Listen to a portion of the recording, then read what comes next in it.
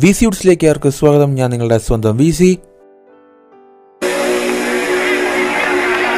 Joker 2 ഫൊലിയൽ എന്ന cinema റിലീസായിരിക്കുകയാണ്. എല്ലാവരും കണ്ടു കാണുമെന്ന് പ്രതീക്ഷിക്കുന്നു. സോ ഓഫ് കോഴ്സ് ഇന്ന് വന്നിരിക്കുന്ന സിനിമയുടെ റിവ്യൂ ആയിട്ടാണ്. ഈ സിനിമയെക്കുറിച്ച് പറയുകയാണെങ്കിൽ ടോഡ് ഫിലിപ്സ് ആണ് ഈ സിനിമ ഡയറക്റ്റ് ചെയ്തിരിക്കുന്നത്. അദ്ദേഹം തന്നെ ജോക്കർ എന്ന സിനിമ ഡയറക്റ്റ് ചെയ്തിരുന്നത്. സോ ജോക്കർ എന്ന സിനിമയെക്കുറിച്ച് പറയുകയാണെങ്കിൽ ആ വർഷം ഇറങ്ങിയ ഒരു മികച്ച സിനിമയായിരുന്നു. നമ്മുടെ ഓക്കൻ ഫീനിക്സിന് ഓസ്കാർ വരെ പടം നേടിക്കൊടുത്തു. ആൻഡ് ആ സിനിമയിലെ മെയിൻ കഥ എന്ന് പറയുന്നത് ആർത്തർ ഫ്ലെക്സ് എന്ന് പറഞ്ഞ കഥാപാത്രം ഈ ലോകത്തുള്ള അദ്ദേഹത്തിന് ആ കിട്ടിയ വേദനകളെല്ലാം തന്നെ വെച്ചൊരു ബ്രോക്കണായ മനുഷ്യൻ ഒരു ദിവസം ഈ സിസ്റ്റത്തിനെതിരെ തിരിഞ്ഞപ്പോൾ ഉണ്ടായ ആ ഒരു കഥാപാത്രം ജോക്കറായിട്ട് മാറിയത്. ആൻഡ് സിനിമ വളരെ ഇൻട്രസ്റ്റിംഗ് ആയിട്ടിരുന്നു. വളരെ വലിയ ബ്രേക്കിംഗ് റെക്കോർഡുകളൊക്കെ സിനിമ ബ്രേക്ക് ചെയ്തു. ആൻഡ് ഓക്കൻ ഫിനിക്സിന് ഓസ്കാർ കിട്ടി. വളരെ വലിയൊരു സംഭവമായിട്ട് മാറിയ സിനിമയാണ്. സോ അതിൻ്റെ ഒരു സെക്കൻഡ് പാർട്ടായിട്ടാണ് ഇപ്പോൾ ജോക്കർ 2 എടുത്തുകൊണ്ട് വന്നിരിക്കുന്നത്. സോ ഈ ജോക്കർ 2 ഫൊലിയോഡ എന്ന സിനിമയുടെ ആ ഒരു അർത്ഥം നോക്കിയാണെങ്കിൽ ഒരു ഫ്രഞ്ച് വേർഡാണ്. ആൻഡ് രണ്ട് വ്യക്തികൾ മെൻ്റൽ ഇൽനെസ് ഒരേ മെൻ്റൽ ഇൽനെസ് രണ്ട് വ്യക്തികളെ കുറിച്ച് പറയുന്ന ഒരു പേരാണത്. ആൻഡ് ഈ സിനിമ ഒരു മ്യൂസിക്കലായിട്ടാണ് ഇപ്പോൾ ജോക്കർ 2 എടുത്തുകൊണ്ട് വന്നിരിക്കുന്നത്. ആൻഡ് ഈ സിനിമയുടെ ബഡ്ജറ്റ് നോക്കിയാണെങ്കിൽ 200 കോടി രൂപ ബഡ്ജറ്റാണ് സിനിമ ഒരുങ്ങിയിരിക്കുന്നത്. സിനിമയുടെ പോസിറ്റീവ് സൈഡ് എന്ന് പറയുന്നത് സിനിമയുടെ കാസ്റ്റിംഗ്, സിനിമയുടെ സിനിമോട്ടോഗ്രാഫി ആൻഡ് സിനിമയുടെ സെറ്റിംഗ്സ്. അത് മാത്രമാണ് സിനിമയുടെ പോസിറ്റീവായിട്ട് പറയാനുള്ളത്. വേറെ ഒന്നും തന്നെ സിനിമയിൽ വർക്കൗട്ട് ആയിട്ടില്ല. സിനിമയുടെ മ്യൂസിക്കിൽ ആയിട്ടേ ഇല്ല. ആൻഡ് ഇത് ടോഡ് ഫിലിപ്സ് എന്ന ഡയറക്ടറിൻ്റെ ഫസ്റ്റ് മ്യൂസിക്കലാണ്.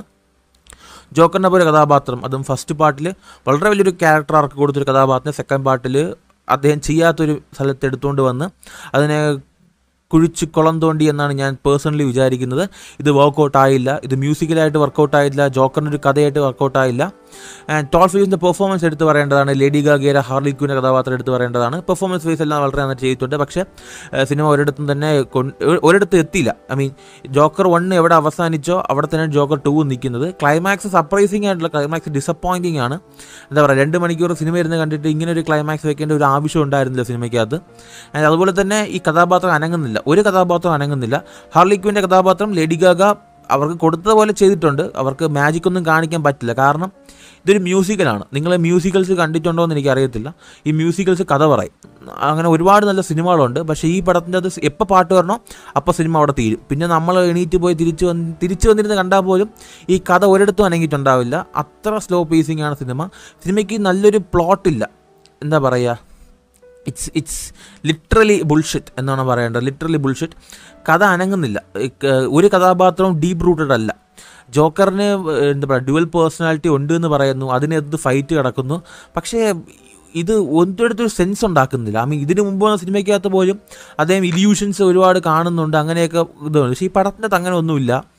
ആൻഡ് ഈ പടം കുറച്ചെങ്കിലും കണ്ടുകൊണ്ടിരിക്കാൻ പറ്റുന്നത് ഓക്കൻ ഫിനിക്സിൻ്റെ പെർഫോമൻസ് ബേസിലാണ്. അല്ലാത്ത പക്ഷം തിയേറ്ററിൽ പാതി വഴിയേക്ക് ഇറങ്ങി പോകേണ്ടി വരും. ആ ഒരു അവസ്ഥയാണ് കാണുന്നത്. ഐ മീൻ ഇത് എൻ്റെ ഒപ്പീനിയനാണ്. നിങ്ങളുടെ അഭിപ്രായങ്ങൾ തീർച്ചയായിട്ടും വ്യത്യസ്തമായിരിക്കാം. ഇത് കണ്ടു തീർക്കാൻ തന്നെ കുറച്ച് പാടാണ്. ക്ലൈമാക്സ് സീൻസിൽ വന്ന ആ ഒരു സ്ഥലമൊക്കെ കൊള്ളാമായിരുന്നു. പക്ഷേ it doesn't make any sense. ഇത് ഒരു സെൻസ് ഉണ്ടാക്കില്ല.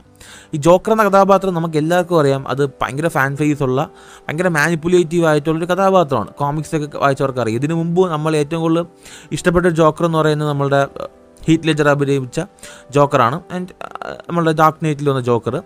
ആൻഡ് അതിലൊരു സീനിൽ നമ്മൾ ഹീത്ത് ലെഡ്ജറിൻ്റെ ജോക്കർ പറയുന്ന ഡയലോഗുണ്ട്, do I look like a man who with a plan എന്ന് പറയുന്നുണ്ട് അദ്ദേഹം.